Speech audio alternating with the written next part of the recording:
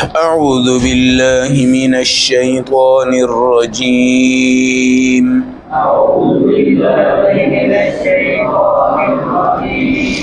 بسم الله الرحمن الرحيم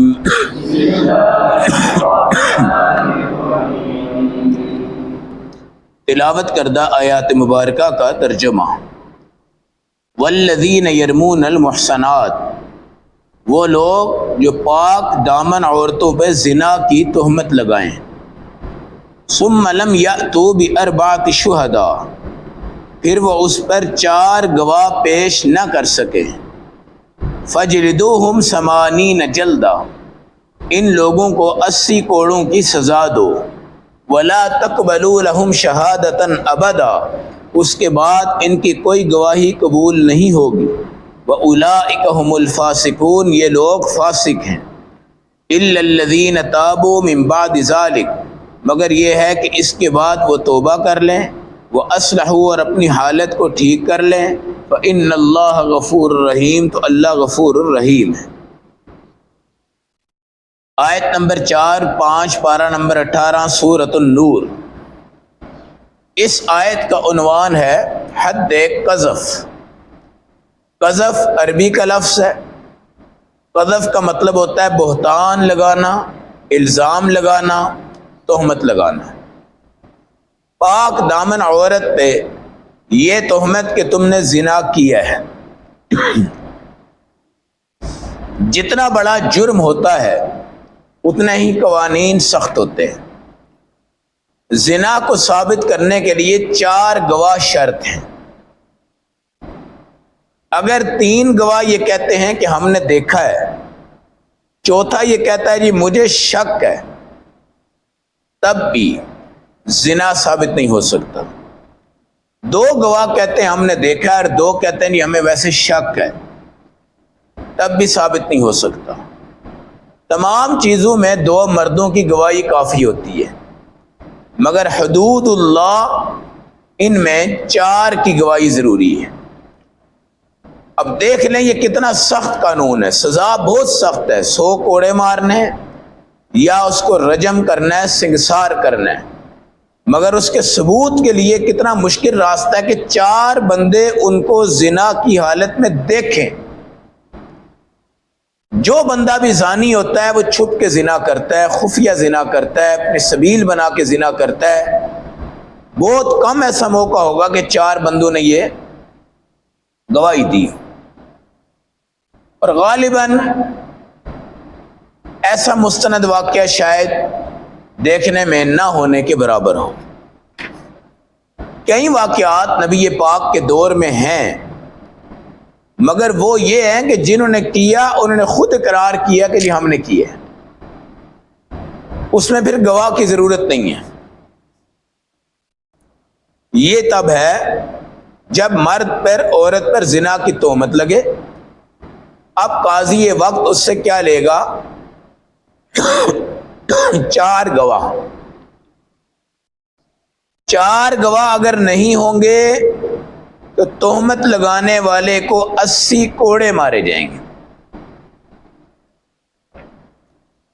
80 کوڑے۔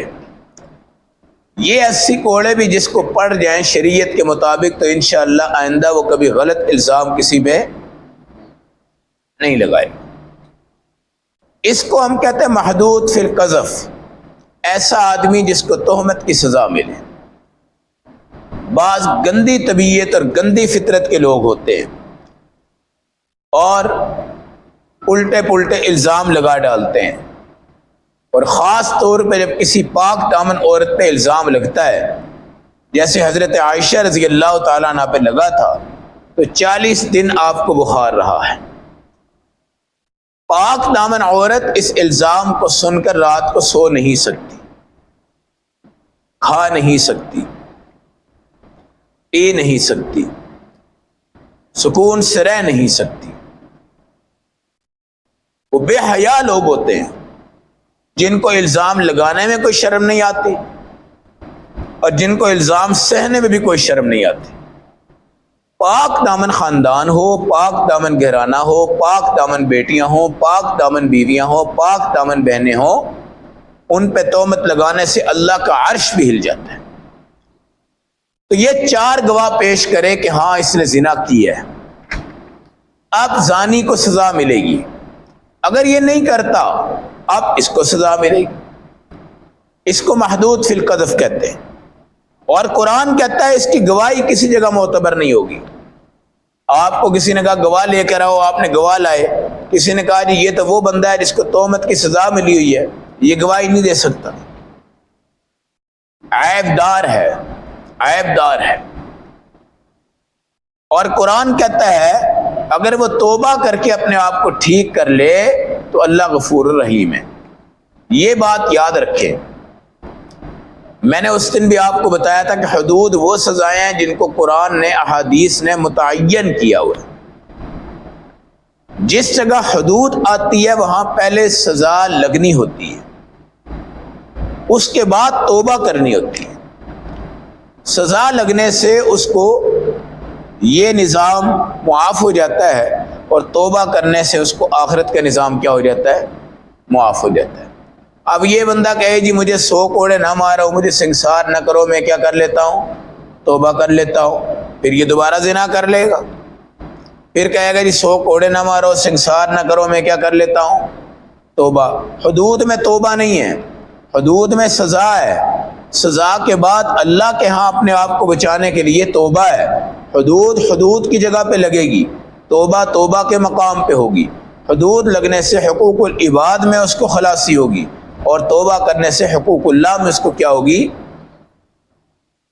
پھر آپ یہ بھی دیکھ رہے ہیں کہ زانی کو جب سزا دی جائے تو قرآن نے خود کہا ہے کہ ایک جماعت یہاں پہ حاضر کی جائے اور اس کے سامنے اس کو سزا دی جائے، اس کے سامنے اس کو کیا کی جائے؟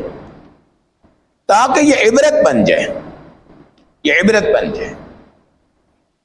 اس لیے جو یہودی تھے انہوں نے اپنی کتابوں میں 2 تبدیلیاں کی تھی۔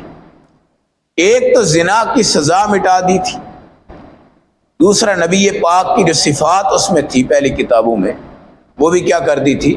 مٹا دی تھی، کیونکہ اس میں تحریف ہوتی ہے۔ مگر قرآن میں کوئی تحریف نہیں ہے، قرآن میں کوئی تبدیلی نہیں ہے۔ عام ہو یا خاص ہو، امیر ہو یا غریب ہو، چودھری ہو وڈیرا ہو، کسی بھی معاشرے کا بندہ ہو، اللہ نے جو غیرت کا تقاضا رکھا ہے نا، وہ ملک کا بادشاہ ہو اور ایک سویپر کی بیوی کے ساتھ وہ گندا عمل کرنا چاہے گا، وہ بھی اپنی غیرت میں آ جائے گی اور اپنی شرمگاہ کو بچا جائے گی۔ یہ نہیں ہے کہ یہ بادشاہ وقت ہے، اس کے سامنے میں بول نہیں سکتی، اور اگر بے حیائی آ جائے تو شاید وہی آئے اور امیر عورت بھی ایک بچے سے، غریب سے، فقیر سے، مسکین سے برا عمل کروا لے جب اس کی حیا کیا ہو جائے؟ فوت ہو جائے۔ اس لیے زنا کی تہمت عرش کو ہلا دیتی ہے، اور اس تہمت پر 4 گواہ ہوں گے، اور 4 گواہ بھی کہیں گے ہم نے دیکھا ہے۔ اگر ایک کہتا ہے جی مجھے صحیح طرح نظر نہیں آیا، 3 کہتے ہیں ہمیں صحیح طرح نظر آیا ہے، پھر بھی اس بندے کو پکڑا جائے گا، 80 کوڑے مارے جائیں گے، حدود فی القذف کی سزا دی جائے گی، اس کی گواہی معتبر نہیں ہوگی، اور اس سزا کے بعد یہ توبہ کرے گا۔ سزا سے حقوق اللہ اور حقوق العباد، توبہ اور سزا دونوں کے ملنے کے بعد کیا ہو جائیں گے؟ ختم ہو جائیں گے۔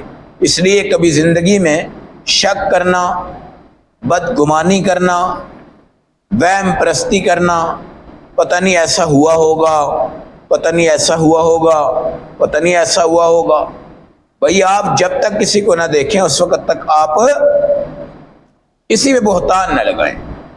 اور معاشرہ پاک ہوتا ہے اسی وقت جب بندہ اچھا گمان رکھتا ہے، اچھے اخلاق رکھتا ہے۔ آج اگر کسی پہ تہمت لگائیں گے، کل آپ کے گھر پہ تہمت لگے گی، اور اگر کسی پاک دامن عورت پہ تہمت لگے تو یہ سزائیں تو اپنی جگہ ہے، لیکن جو وہ اپنے دل سے بد دعا دے گی نا، وہ میرے اور آپ کی سوچ، عقل، فہم سے باہر ہے۔ پاک دامن عورت پہ جب غلط تہمت لگتی ہے نا، وہ جب بد دعا دیتی ہے، اس بد دعا کا نتیجہ کیا ہوگا؟ وہ میرا خیال ہے کہ 80 اور 100 کروڑوں سے بھی زیادہ ہوگا۔ اس لیے اچھا گمان رکھنا چاہیے۔ خود پاک رکھیں گے اپنے آپ کو تو قرآن کہتا ہے آپ کی عورتیں پاک ہوں گی۔ خود اپنے آپ کو گندا رکھیں گے، قرآن کہتا ہے وہ بھی گندی ہوں گی۔ ایک عورت، اس کا چوکیدار 25 سال کے بعد، یعنی 25 سال کام کرتا تھا، 25 سال کے بعد آیا اور اس نے آ کے اپنی مالکن کے ساتھ چھیڑ خوانی کی، بے حیائی والی۔ عورت بڑی حیران تھی۔ ہوا یہ کہ میاں اس کا جیولرز تھا، سونے کا کاروبار کرتا تھا۔ اس نے کسی عورت کو چوڑیاں پہناتے ہوئے غلط ارادے سے ہاتھ لگا کے کوئی برائی کا نظام اس کے ساتھ کرنا چاہا۔ اب یہ مالکن بڑی حیران تھی کہ میرے گھر کا نوکر ہے، خادم ہے، بڑا امانت دار ہے، نمازی ہے، پرہیزگار ہے، آخر آج کیا تھی بات، اس کی کیا جرت تھی؟ تحقیقات ہو گئی اور وہ جو عورت تھی اس جیولرز کی دکان پہ شور شرابہ ڈالا اور جیولرز بھی پکڑا گیا۔ اس نے بعد میں سوچا، ہاں آج میرے خامد نے کسی کے ساتھ بے حیائی کے عمل کی کوشش کی تھی، آج اس کے گھر کے نوکر نے بھی اس کی مالکن کے ساتھ کیا کی ہے، بے حیائی کی کوشش کی ہے۔ کما تدین تدان، جیسا کرو گے ویسا بھرو گے، جیسا پیش آؤ گے ویسا پیش آیا جائے گا۔ اس لیے بدگمانی حرام ہے۔ نبی کریم نے فرمایا بہت بڑے گناہوں میں سے، ہلاکت والے گناہوں میں سے بدگمانی ہے۔ تو یار یہ بندہ مجھے لگتا ہے کہ ایسا ہوگا، مجھے اس کے بارے میں یہ ہے کہ یہ یوں کرتا ہے، یہ کہتا ہے، اس کو یہ کہتا ہے، اس کو یہ کہتا ہے، اس کو یہ کہتا ہے۔